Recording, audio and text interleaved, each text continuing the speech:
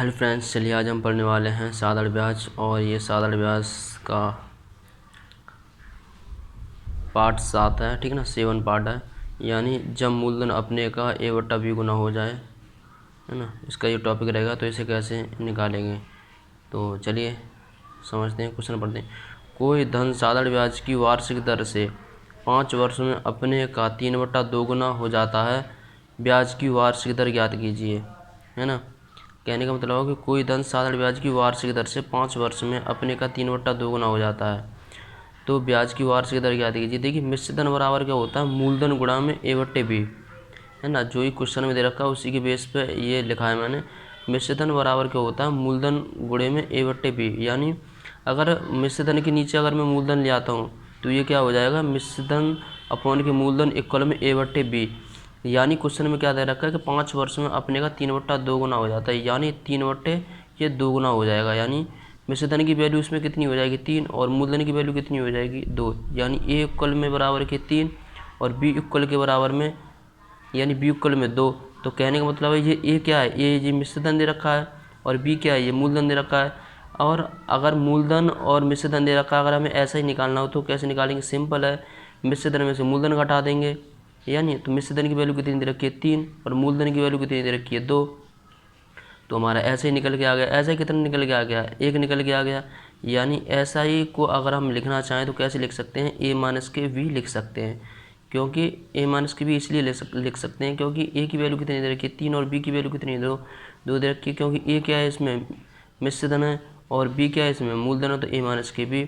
तो अब इसमें क्या दे रखा है कि इसमें बोल रहा है कि समय कितना दे रखा है, यानी जो समय दे रखा है कितना दे रखा है, 5 वर्ष।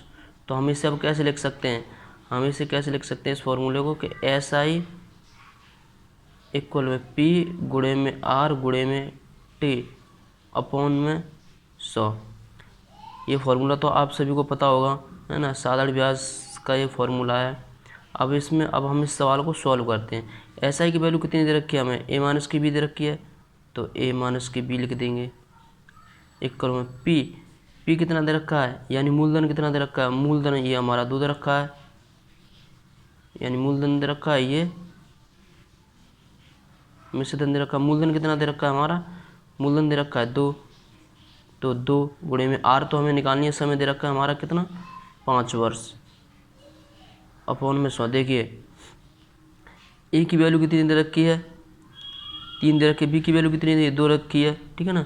और जब 3 - 2 में से अगर 3 - 2 कर देंगे, अगर 3 में से 2 जाएगा तो कितना बचेगा, 1 बचेगा, है ना, 1 बचेगा। क्रॉस मल्टीप्लाई गुणा कर देंगे, तो 1 में हम 100 का गुणा करेंगे तो ये 100 हो जाएगा इक्वल में ये कितना हो जाएगा, 5 दूनी 10, 10 गुणे में R, हमें R निकालनी है, तो 10 से ये 10 काट देंगे, यानी 10 से 100 कितनी बार कटेगा, 10 बार।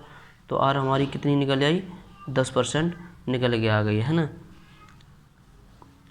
अगर आप ऐसे ना करना चाहो तो आप इसे ऐसे भी कर सकते हो कि क्वेश्चन में क्या दे रखा है, क्वेश्चन दे रखा है कि कोई धन साधारण ब्याज की वार्षिक दर से, यानी कोई धन साधारण ब्याज की वार्षिक दर से 5 वर्ष में 3/2 गुना हो जाता है ना। 5 वर्ष में कितना हो जाता है, 3/2 गुना हो जाता है, ब्याज की वार्षिक दर ज्ञात कीजिए। तो सिंपल है कि कोई धन 3/2 गुना हुआ, ठीक है ना। तो ये 3 क्या दे रखा है, ये मिश्र धन दे रखा है, यानी ए दे रखा है, और ये 2 क्या दे रखा है, ये प्रिंसिपल दे रखा है। अगर 3 और 2 का अगर डिफरेंस लेंगे ऐसा ही, यानी साधारण ब्याज क्या हुआ, 1 हुआ, क्योंकि मिश्र धन में से जब मूलधन घटाएंगे तो 1 ही तो बचेगा, तो साधारण ब्याज कितनी हो गई, 1 हो गई, है ना। तो सिंपल इंटरेस्ट बराबर की फॉर्मूला क्या था, P गुणे में R गुणे में T अपॉन में 100। SI की वैल्यू कितनी दे रखी है, 1 दे रखी है, तो 1 इक्वल में मूलधन कितना दे रखा है, मूलधन दे रखा है हमारा 2, तो 2 गुणे में R हमें निकालनी है, समय कितना दे रखा है, समय दे रखा है हमारा 5 वर्ष, तो 5 अपॉन में 100। ये 5 दूनी कितनी हो गई, 10 हो गए, और 10 से जब 100 काटेंगे कितनी बार कटेगा, 10 बार, और 10 का क्रॉस मल्टीप्लाई जब 1 में करेंगे तो गुणा, तो ये 10 आ जाएगा। यानी हमारा जो R निकल के आया, कितनी निकल के आ गई, 10 निकल के आ गई, यानी 10% उसकी क्या निकल के आ गई, दर निकल के आ गई, है ना।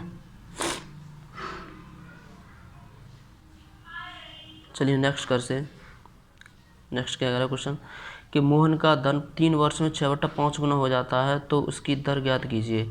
यानी मोहन का धन 3 वर्ष में 6/5 गुना हो जाता है। कहने का मतलब यह है कि 6/5 गुना हो जाता है ये। तो ये क्या दे रखा है, 6 क्या दे रखा है, इसमें ये मिश्रधन दे रखा है और 5 क्या दे रखा है, इसमें मूलधन दे रखा है, ठीक है ना। अगर इन दोनों का डिफरेंस लेंगे तो SI कितनी दे रखी है, SI इक्वल में दे रखा है 1, है ना। तो अब इसे सिंपल से कर सकते हो आप, साधारण ब्याज बराबर का फॉर्मूला लगा के, साधारण ब्याज इक्वल में मूलधन गुणे में R गुणे में समय अपॉन 100। साधारण ब्याज कितना दे रखा है, 1 दे रखा है। मूलधन कितना दे रखा है हमारा, ये 5 दे रखा है, सॉरी इक्वल में मूलधन कितना दे रखा है, 5 दे रखा है, गुणे में R दर कितनी दे रखी है, हमें दर तो निकालनी ही है, गुणे में समय कितना दे रखा है, 3 वर्ष, तो हम समय निकाल लेंगे 3 वर्ष अपॉन में 100, और 5 से ये काट देंगे, 100 कितनी बार कटेगा, 5 दूनी 10 यानी 20 बार कट जाएगा। और 20 को गुणा जब हम इस एक में करेंगे तो कितना हो जाएगा, ये 20 इक्वल में 3R, और R से ये काट देंगे, वो सॉरी 3 से ये काट देंगे, 20 कितनी बार कटेगा, तो 3 छिक्के 18 और 3 छिक्के 18 यानी 6.6% हमारी क्या निकल के आ गई, दर निकल के आ गई इस क्वेश्चन में, है ना। कहने का मतलब यह है कि आप ऐसे भी कर सकते हो। अगर आप ऐसे ना करना चाहो, इसका फॉर्मूला होता है कि, फॉर्मूला क्या होता है कि A माइनस के B गुणे में 100 अपॉन B इंटू में समय बराबर क्या है, ये दर के बराबर ये फॉर्मूला हो गया। तो कह रहा है कि मोहन का धन 3 वर्ष में 6/5 गुना हो जाता है, ठीक है ना। तो 6/5 गुना हो जाता है, कैसे हो जाता है ये, तो ये हो जाता है 6/5 गुना। मैं आपको बता दूं कि मिश्रधन इक्वल में मूलधन गुणे में 6/5, तो मिश्रधन की वैल्यू कितनी होगी, 6 होगी, मूलधन की वैल्यू कितनी होगी, 5 हो गई। तो मिश्रधन की वैल्यू कितनी होगी, 6, और मूलधन की वैल्यू कितनी होगी, 5। तो जब हम ऐसा ही निकालेंगे, तो ऐसा ही कैसे निकलेगी, यानी मिश्रधन माइनस के मूलधन करके तो निकलेगी। मिश्रधन में क्या है, मिश्रधन को हमने क्या माना है, A, और मूलधन को क्या माना है हमने, B। तो मिश्रधन की जगह पे A रख देंगे और मूलधन की जगह पे हम क्या रख देंगे, B रख देंगे। तो SI की जगह पे क्या आ जाएगा, A माइनस के B।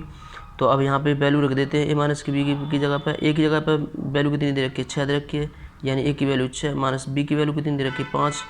तो B की वैल्यू 5 आ जाएगी यहाँ पर, 6 माइनस के 5 गुणे में ये 100 ऐसे रहेगा अपॉन में B की वैल्यू कितनी दे रखी है, B की वैल्यू दे रखी है 5 गुणे में समय कितना दे रखा है, यानी मोहन का धन 3 वर्ष में, मोहन का यानी समय दे रखा है 3 वर्ष। बस काट तो 6 में से 5 गया तो 1 गुणे में 100 अपॉन में 5 × 3 = 15, 5 से काट तो 5 × 3 = 15, और 5 से कटेगा कितनी बार, 20 बार, और 3 से ये 20 कटेगा, 3 छिक्के 18, 3 छिक्के 18 और 3 छिक्के 18, यानी ये क्या निकल के आ गई, दर निकल के आ गई। आप कैसे भी कर सकते हो, दोनों तरीके हैं, फॉर्मूला लगा के भी कर सकते हो और सेम इस फॉर्मूले से भी कर सकते हो आप, ठीक है ना। चलिए नेक्स्ट,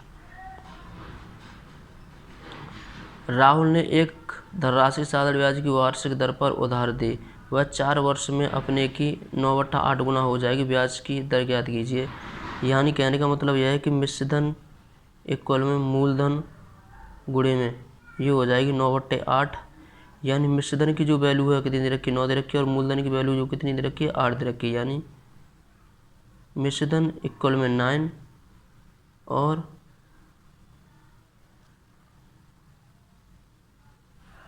मूलधन इक्वल में 8। तो बस निकाल दीजिए, इसमें से हम ऐसे ही निकाल लेते हैं। ऐसा की वैल्यू कितनी, यानी मिश्रधन में थे, अगर मूलधन घटाएंगे तो साधारण ब्याज कितनी निकल के आ गई, 1 निकल के आ जाएगी, जो कि फॉर्मूला क्या दे रखा है, दर का, यानी A माइनस के B। कहने का मतलब है इसे A मान लो, इसे B मान लो, है ना। ये हो गया मिश्रधन और ये हो गया मूलधन, तो इन दोनों गुणे में 100 अपॉन में B गुणे में क्या हो जाएगा, समय यानी टाइम आ जाएगा, यानी R इक्वल में समय कितना दे रखा है, 4 वर्ष दे रखा है, मैंने समय 4 वर्ष मान लिया। तो A की वैल्यू कितनी दे रखी है, 9, ठीक है ना। जब A माइनस के B करेंगे तो 9 माइनस के 8 कर देंगे तो कितना निकल के आएगा A।